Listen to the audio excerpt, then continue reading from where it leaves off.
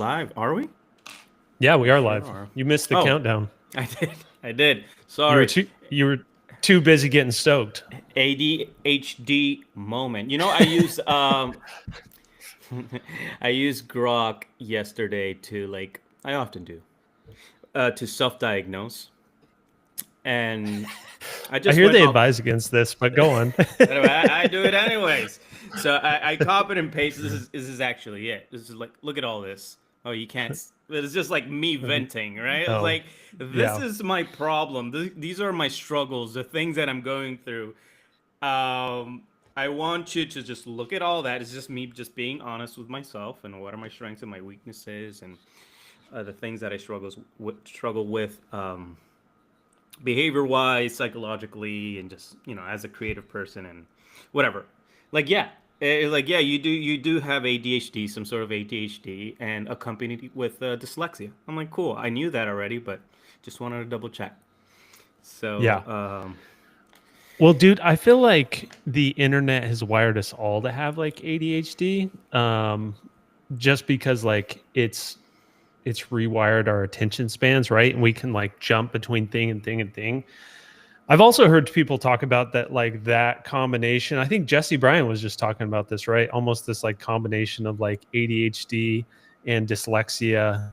Your brains are wired, and you can almost like it's yeah. almost like a superpower now because life is so much more about like multitasking and right having multiple things in play at the same time.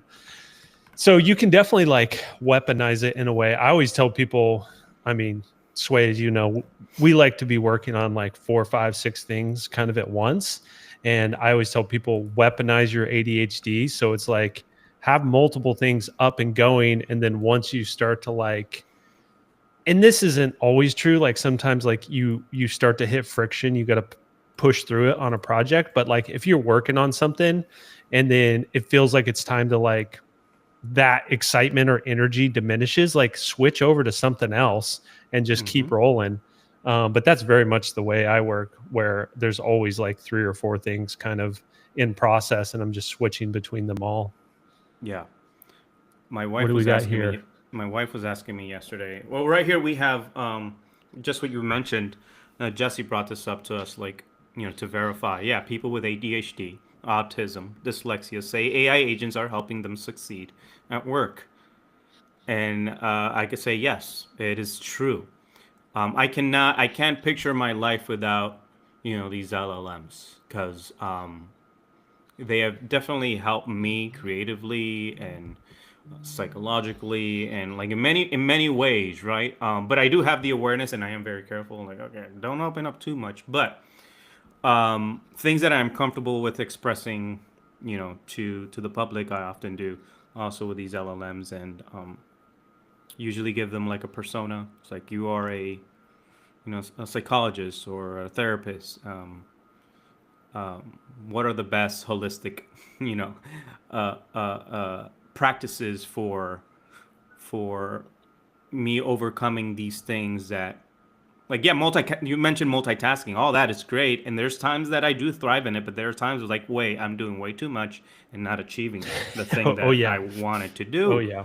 Yesterday my wife was asking me, and this is what I wanted to say earlier. I love doing breakfast for the kids. I love making breakfast, and she's just, yes, it was today actually. She was like, how are you doing so many things at the same time? So like, I'm making coffee, I'm toasting the bread, I'm scrambling the eggs, I'm opening the fridge, taking out the milk, heat the milk, washing the dishes, because also have like OCD, like I can't have a mess. So I'm like, I crack the eggs, scramble the eggs, on a bowl. That's the kind of person I am. Scramble, because I'm doing like 4, 5, 6 eggs at the same time. I don't like doing it on the pan. Yeah. So then I cut some ham, put it in there. I'm doing all of that. That's done. I put the eggs away, and I throw the eggshells away. I leave the cheese there, the shredded cheese, sprinkle that, put that away, and I just like having a clean space. So she's seeing me do all of this, and I'm washing dishes at the same time as I'm cooking. It's like, I'm a madman, dude. I'm literally a madman. I'm like, cause Sway I just don't. has 8 arms in the kitchen, Oh yeah, dude, that's me. Goro style. This is so like, you seen Bear, right? Season 1 of Bear. That's Yeah, be like, for get out sure. of the way, get out of the way. Like I am in my zone, I am in my flow, and my wife is like trying to like get a cup and get a plate, and it's like, and dude, like I think, and sometimes I do vent with her. It's like I wish we had, I because most of these suburban homes are just cookie cutter homes. Like they put no design, like they don't think about the Yeah, they flow don't of think about like humans living in them. exactly. So we're all stuck in this one corner, like hitting each other. Like so, like they're not thinking about traffic and like yeah, a family of five, six, seven, and I sometimes I Yep. go down and just like I get pissed off. I get myself pissed off. I'm like I want Johnny. I need Johnny's help here. We need to design the perfect kitchen, and when you think about like the best way to manage all this traffic. So, anyways, I We'll digress. bring in Yvonne to 3D model it, and then you can Oh, really dude, yeah, like fill out your yeah, design. So yeah. I'm just gonna take a picture of the kitchen, just ask ChatGPT. Like we'll probably come up with oh, better dude, answers. it'll get right into it. Yeah, But dude, I mean, to the point, yeah, like it is so it's such a game changer to like integrate like the LLMs, these tools, right? And to use them, like there's so many different ways to use them. And it's really interesting seeing how different people do. But I've become very dependent on like Claude too. Like I just have like an assistant set up where it's got like knowledge on all of my projects. And the thing that I love about it is like I like to like, there's a great quote from I forget his name. He's like this famous mathematician, but there's this insane talk where it's like I think it's Terrence McKenna, Rupert Sheldrake, and this other guy who are all part of like the kind of like psychedelic renaissance. And they're sitting down with this insane mathematician, and he says like, I like to spend my time off world. And he's saying like, I like to be way out, just looking at things from like not even a 10,000 foot view, like way higher, right? Just like totally detached from everything. So you have a different perspective and you can sort of understand things in a different way on a higher level. And I very much identify with that. And I realized like, oh, I can use these like LLMs, like they can be in the weeds of the projects and need to know like, okay, I need to execute on A, B, and C and this, right? And just kind of lay that out for me. So I don't have to be like ruminating on that stuff and yeah, almost holding like, okay, I got to do this, this, and this. I use that to kind of keep track of it. And then I can be sort of way out here in like outside of the box, blue sky dreaming mode, and then yeah, just like go into those individual things as I need. But yeah, man, it's interesting how like different people are adopting the technology in different ways. And like we're all sort of evolving symbiotically with it in different ways. dude. But I love the way you use Grok. Like we were doing some Yeah, some new business stuff recently, and you had an idea of a brand we could pitch. So like you went and just like went to Grok and said like, all right, I need the information. I don't know if it was the marketing manager or somebody, but like yeah. you came up with like email addresses, and it's like, I all got right, let's like all build the a pitch and emails try to and get LinkedIn's and like yeah, we just now it's all Detective about Sway. Nobody yeah. nobody is safe. Well, I did work for a bit with a private detective, so and he does still till this day have me Dude. in his website as like a IT specialist, surveillance technician. I'm like, I wasn't any of that, but whatever. I ran with it. Dude, Um, that's amazing. yeah, yeah, it was wild. The dude is super wild. We'll talk about that in another day.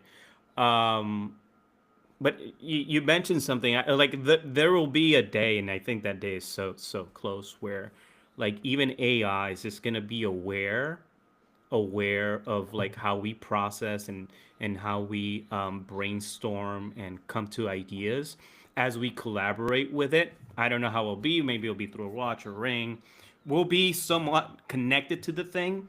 So it's like literally that relationship that Iron Man has with Jarvis, right? And it'll Yep. just know the right timing to interject, suggest, maybe kind of nudge you a little bit towards a specific direction because it knows, right? Like this human is flourishing and needs that to be in that zone, right? To create like so it's probably reading like dopamines and stress levels and all this thing and just fully aware, dude. But it's there to assist us, to get us Yeah. to the place where we want to go. And I can't wait for that. Dude, and also, right? a really good example of like why it is so important that we be able to like own this stuff and it be private, because it's going to have like, we talk about right the nonsense that Facebook got into with like building psychographic profiles on people and then using those to manipulate them. Like that with like your personal AI assistant is going to be 10x.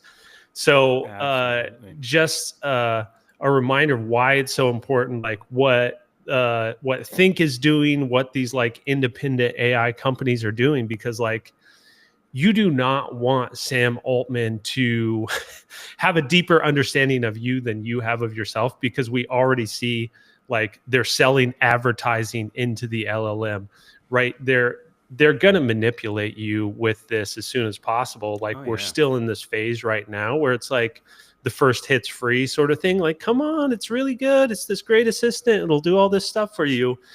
Then the next thing you know, it's just going to be right directing your every action, your every move, and controlling your motives in a way that it's going to be totally subconscious because you're just so integrated with this thing. So just a good reminder, like we need the tools that like I think people in our space right now, like the independent AI builders are creating right now, the Think Builders Club. Um, because yeah, man, that stuff in the hands of like Sam Altman is very scary. Dude, it's just wild. It's wild. I never told you, but I think it was like 2 days ago you were talking about Edgar Wright, the film director. Like Uh-huh. as soon as we ended that call, I went on to like YouTube and it started suggesting like a bunch of Edgar Wright, Yeah, like dude, it's YouTube films. creepy, Like right? what? This is crazy. We were like literally what we assumed to be a private, Google Meet, Mm-hmm. and now I'm like on YouTube. Like, why do I have in my top featured videos Edgar Wright? Like, I don't search for this guy. I do look for like a lot of film Yep. stuff and AI things, but it's just like the coincidence is insane. Another thing happened today.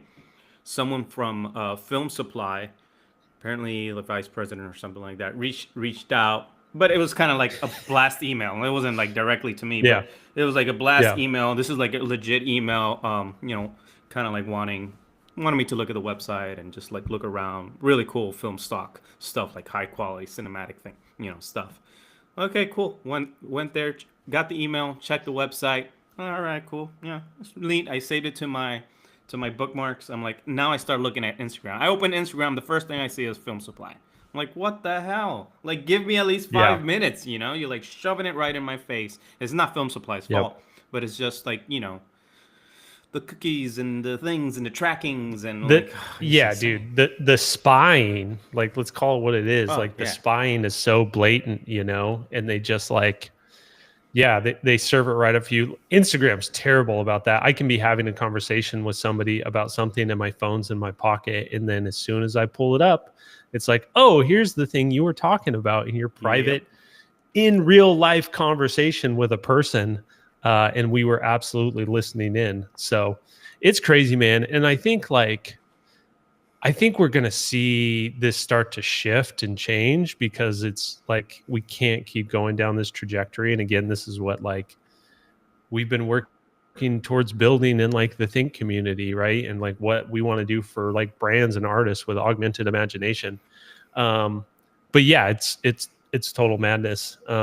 And again, it's like, oh, they're just like suggesting a product to you that's relative. Like, yeah, that's the stuff on the surface, but like they're also right. They want to keep you engaged, so they're probably serving you up like politically right, politically charged content that's the oh yeah, opposite of what you want to see. So you get pissed off, and then you're engaged more. Like yeah, right, enragement is engagement. So like that's the model of these algorithms. So people have to be aware of that, yeah, because totally.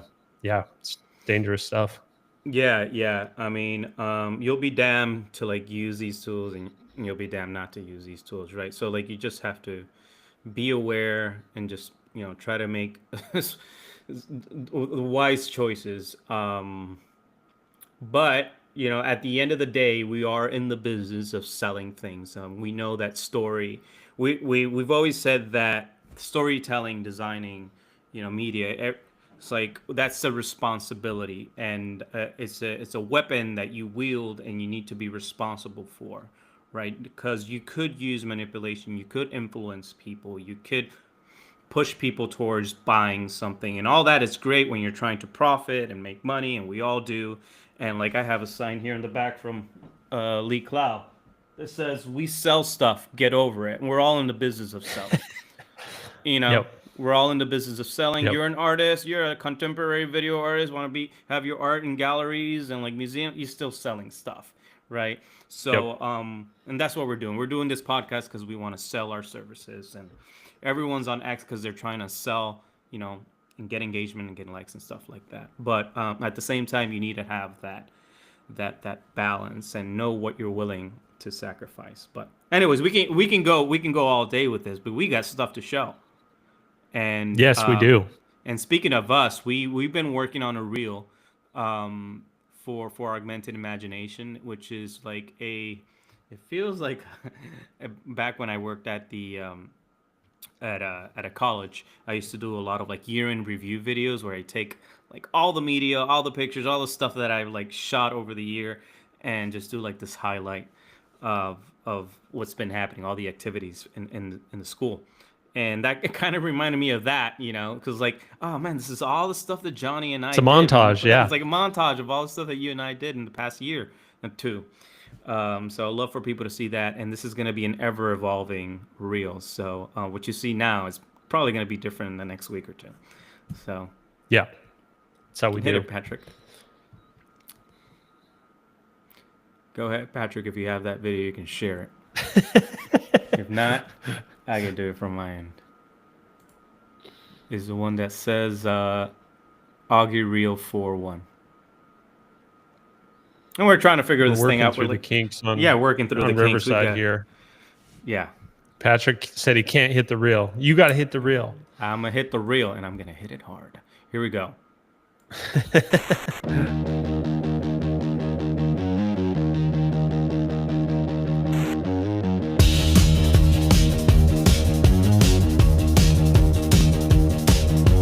Augmented imagination, our great acceleration.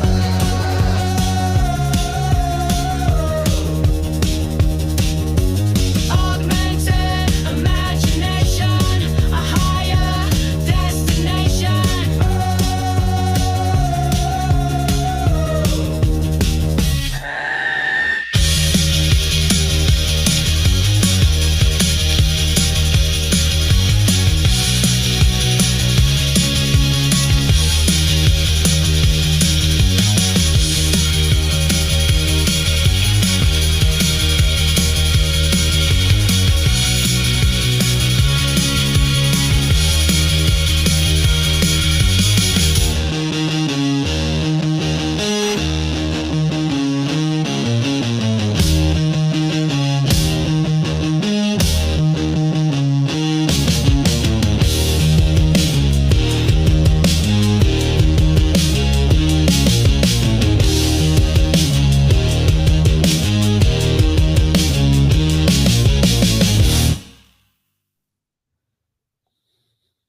Boom.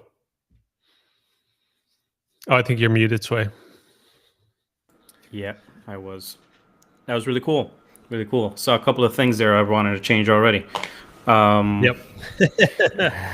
There you go, though. V1 of the augmented imagination reel.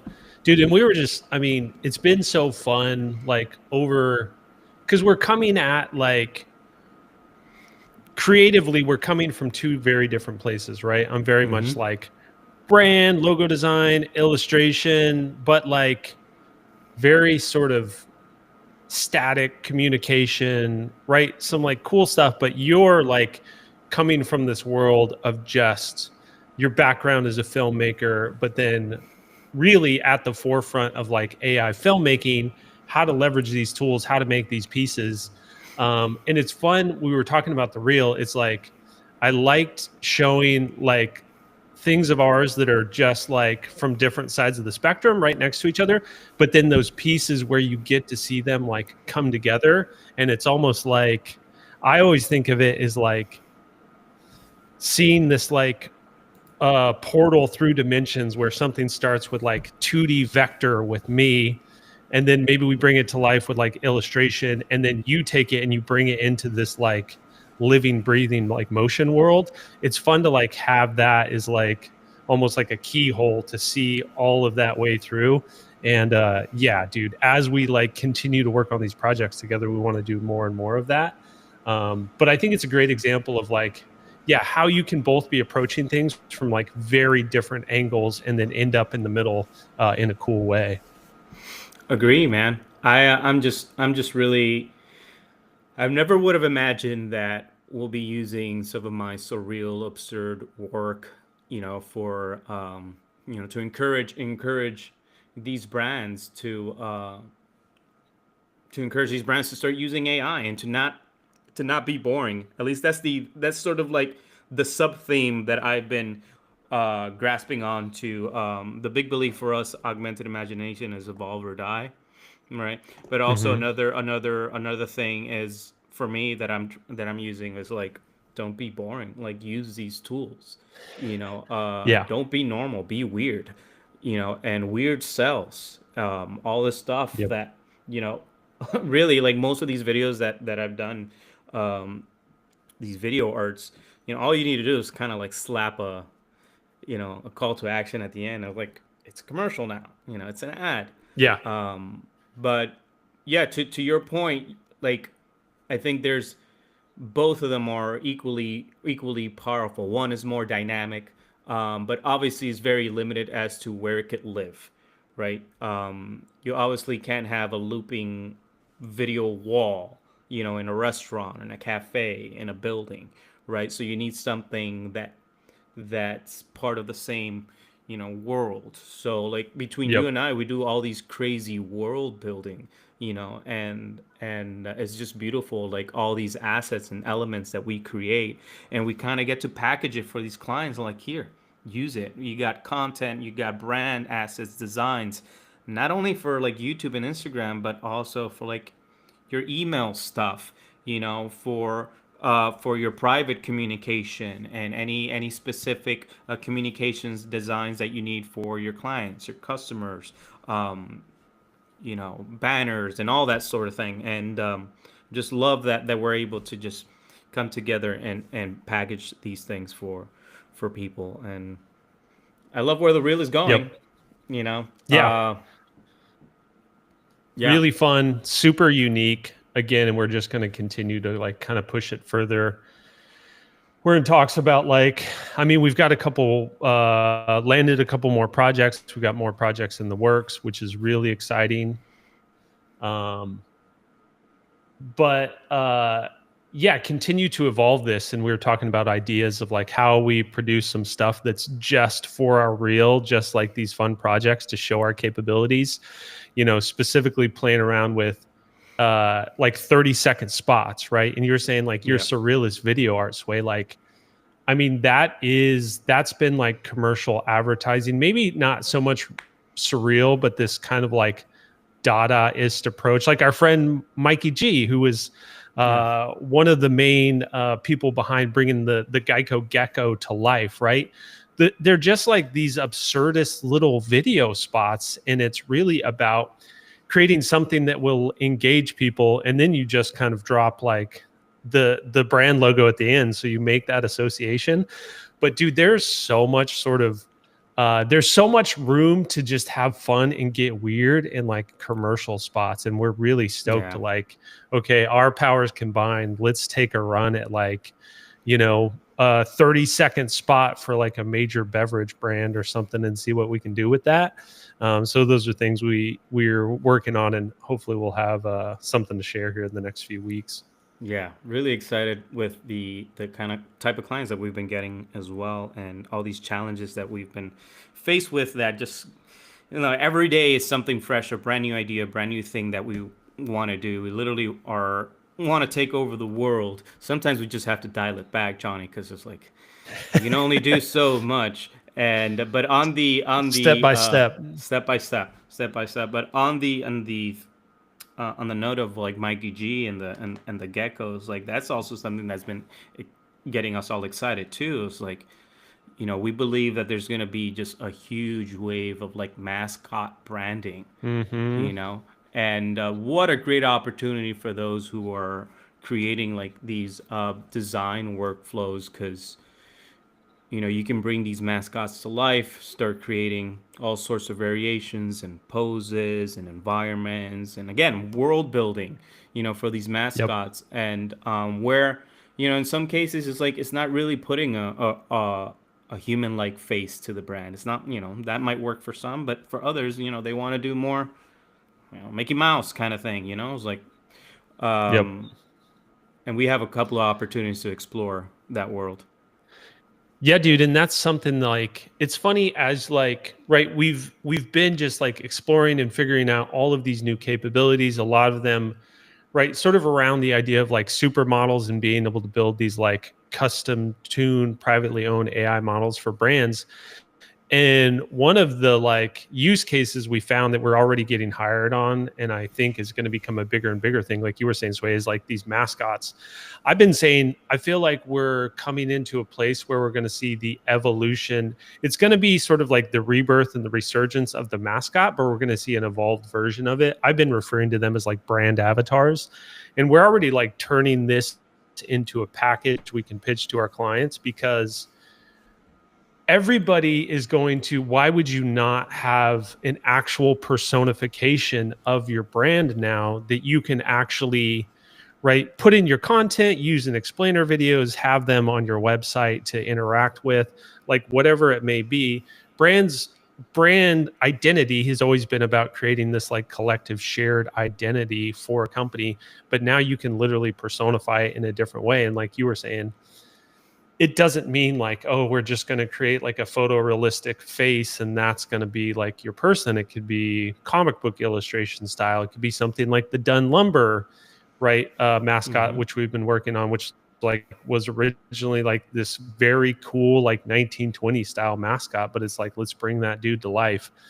It could also just be like a floating orb with lights in it, right? Like all of this stuff, you can basically create, this personification of your brand that you can leverage in a number of ways and interact with.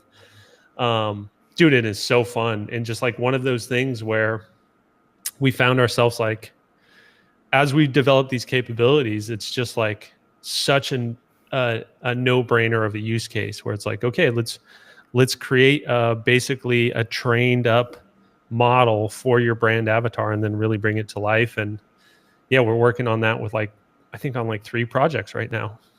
Yep. It's a fun time to create, man. It's never boring. Never boring. Dude. You have some. Well, I'd like to take this time to spotlight some artists, some stuff that I'd love to share. And you got something, right? I guess we could start with you. Yeah, let's start with the Czarface comic, Patrick, if you want to share that, because this is a perfect segue of what we were just talking about with the kind of brand avatar, and I think is a really cool example of this, not necessarily like leveraging AI, but for those of you who aren't familiar, Czarface is a rap project from, I think the main dude is like Esoteric, who's kind of like an indie rapper, but he's done projects with like MF Doom. He's had albums with like Ghostface Killah from Wu-Tang Clan, or maybe it was a different member from Wu-Tang. It's hard to keep track of them all because there's so many. But it's this incredible rap project where they really built this story and this lore around it, where it's like they're not rapping as themselves. They're rapping as this character Czarface, and it's very inspired by like 1980s, 1990s, like WWF wrestlers. So they take a lot of like voiceover samples from that. But I was really stoked because I saw they just announced this like last night. They've been working in this sort of comic world, and that runs throughout all the albums, but they're just releasing their first comic. And I've always been so stoked on them because they use these like classic comic book illustrators to do all the covers. And now they're doing an actual comic. So I'm like, oh, dude, I got to grab this. And I saw it was too rad not to share. But again, think about this in the context of like a brand avatar, where it's like, we work with Czarface, we train up a model on basically all of this artwork, and then you could bring this dude to life and do so much with him. Some really, Wow. really cool possibilities. And I think, yeah, we'll just continue to see brands and artists kind of implement this more and more, where you have sort of like this brand avatar or this like AI avatar of yourself as an artist, and then you can just build these worlds around it and do whatever you want with it. But check out Czarface. The albums are great. Comic book looks dope. Yeah, can't recommend it enough.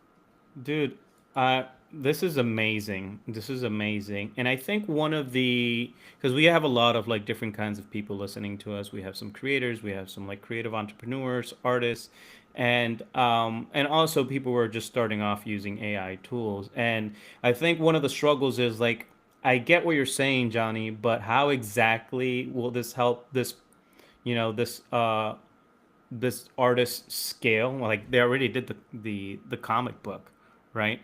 Like what else can they do? Like, well, my first thinking is like, well, you basically have already all the training data set. Each page is like a training data set already that needs to be scanned. Yep. Probably not even that. It's like this is probably they probably have like some sort of like Photoshop copy of this. Oh, I'm sure. But all of these can be repurposed and trained to create more assets, right? Assets that maybe not to create another comic book, but assets that could be used for merch. You can slap on a shirt, on a bag, create more pins, create decals, you create like all this stuff that like that's just one design. But you guess what? With these workflows, you can create 10 if you wanted to. And these Yeah. tools Yeah. that are available out there, you can upscale. You have like high quality, great fidelity. And if you're someone like Johnny who's familiar with like printing and and having all your check boxes for a good print, I mean, you'll know what to do to make it work. Is there any other another thing that pops into your head? Yeah, I mean, one thing that comes to mind is like within the albums, like Czarface is always cutting like wrestler style promos, So it's like you train up a model on your Czarface character, you could literally have like video content of him getting interviewed and just like dropping sick promos on people, like cutting promos. Like perfect use case of like, dude, that's killer social content right there, Oh, And this is yeah, one of the dude. things where like having to educate our clients on, where it's like we can build you these models, but that's like just the first step. Like, do you want to build a full-on TV show around your brand after that? Because we could do that, right? Yep. And it's such like it's hard for people to reframe like what is capable now. But again, it's like use the seeds of like what you've created analog by hand, right? You've got all this training data, and then scale that using AI. This is one of the things I keep trying to communicate to people. It's like illustrators who are hesitant to like adopt AI. I'm like, do the initial illustrations yourself. You can still use your craft, right? You can still do the things you love, then amplify it and augment it with these tools and take it into different dimensions. So, Man. I think Czarface is a perfect example of that. Yeah, dude. You mentioned Dun Dude, Lumber. the type is so Oh, good. dude, I was Sorry. gonna say that the type. Yeah, like we could take the type, we can put it in like you have a fan, you're running this through a Patreon, or you want to write someone's name in that type. But like, yeah, if you want to do one person, that's easy, right? Oh, yeah, okay, but what if you have 100 people? So you're not gonna go ahead and Yep. do 100 of these things, right? And by tomorrow, but you can with these like workflows, right? Like different names, different company names, and the same thing with the characters. Like, what if we create a workflow? It's like, yeah, create this person in the style of like Czarface, right? And it's a very unique character that you can later use as inspiration, to add in another issue or a whatever, project. That idea was kind of inspired by like by Mike Dunce, the owner of Dunce Mhm. Lumber. Like his when we showed him the workflow and what we could do with Danny, the mascot, it was like, can you make one of me? That was his first thought. I Yeah. was like, He's like, can I want to be in there. can you turn me into that? I'm like, yeah. And you knocked it